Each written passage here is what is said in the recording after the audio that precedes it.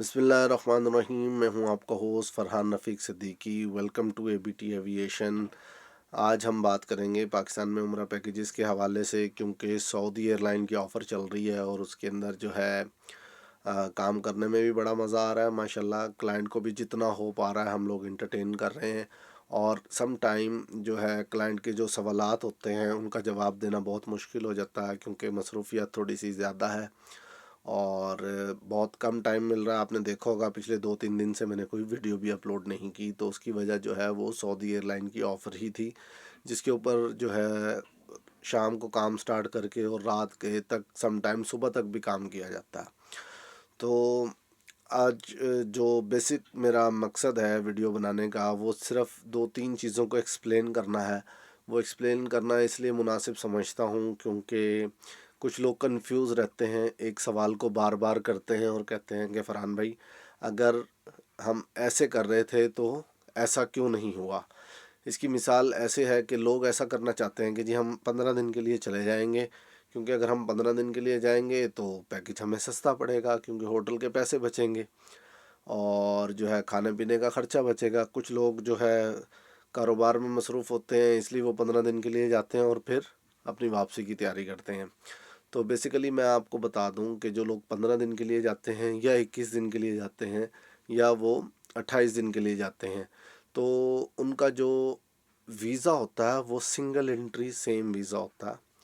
और यहाँ तक कि जो लोग 80 दिन या 75 दिन के लिए जाते हैं उनके लिए भी यही वीज़ा होता है, लेकिन उसमें आपको एजेंट को बताना पड़ता है और वो अपने शिरके को आगे इन्फॉर्म करता है कि ये शख्स जो है ये 80 दिन के बाद वापस आएगा। खैर वो एक अलग टॉपिक है, कभी उसके ऊपर भी एक वीडियो में तफसीलन बना दूंगा। तो जो 15 दिन का पैकेज है, इसकी टिकट का फेयर जो है सम टाइम हाई होता है। ये 21 दिन या 28 दिन वाले से तकरीबन 10-12 हज़ार रुपये महंगी आ रही होती है, और सम टाइम होटल की अवेलेबिलिटी वो मैच नहीं होती जो आप 21 दिन में ढूंढ रहे होते हैं। सम टाइम जो है नज़दीक का होटल मिलता है, तो वो प्राइस का जो फेयर आप बचाना चाह रहे हैं वो सेम हो जाता है।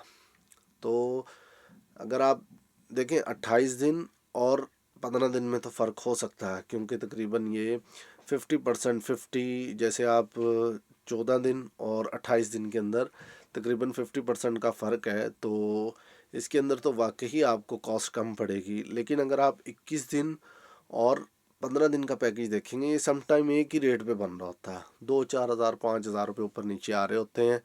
तो इस वजह से जो है इसकी जो वजह है वो है इसका टिकट का फेयर, क्योंकि टिकट का फेयर जो 15 दिन का होता है वो बेसिकली महंगा होता है। तो ये पूरी बात मैंने एक्सप्लेन करनी थी, क्योंकि जब से पैकेजेस बना रहे हैं पिछले 2-3 दिन से ये सवाल 2-3 बार 4 बार मुझसे हो चुका है कि फ़रहान भाई, अगर हम 15 दिन के लिए जा रहे हैं और 21 दिन में तो कोई फ़र्क क्यों नहीं आ रहा।